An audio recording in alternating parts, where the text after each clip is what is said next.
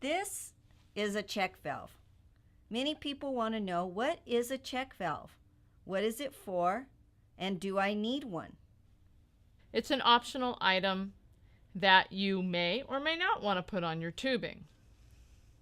You can see here it's made out of plastic, and this will create a one-way flow through your tubing, preventing any backup while doing an enema from going back up into the tubing, which often happens during an enema. There's nothing abnormal about that.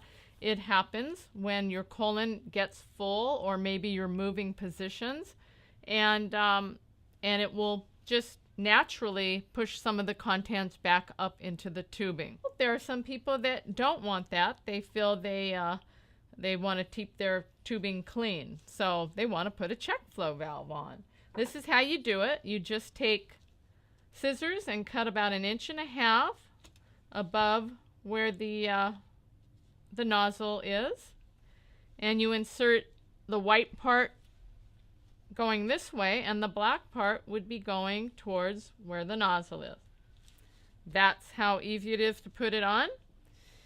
The cons about having a check flow valve is that you may want that room for your body to push the contents a little bit back in the tubing, because it will relieve pressure on your colon.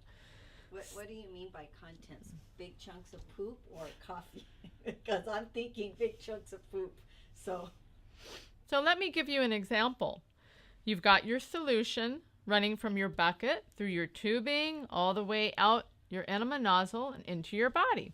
Everything's flowing just great. Well, at some point, your body may have its fill, and automatically and naturally will want to start pushing some of the solution back out, and that would be to relieve the pressure on your lower abdomen. And so therefore you would not want a check flow valve there. Check flow valve would prevent that. So the choice is yours. If you're fine having the valve there and keeping your tubing completely hygienic, that's wonderful. And then if you feel like, no, I want that extra room in there to relieve pressure if any pressure develops.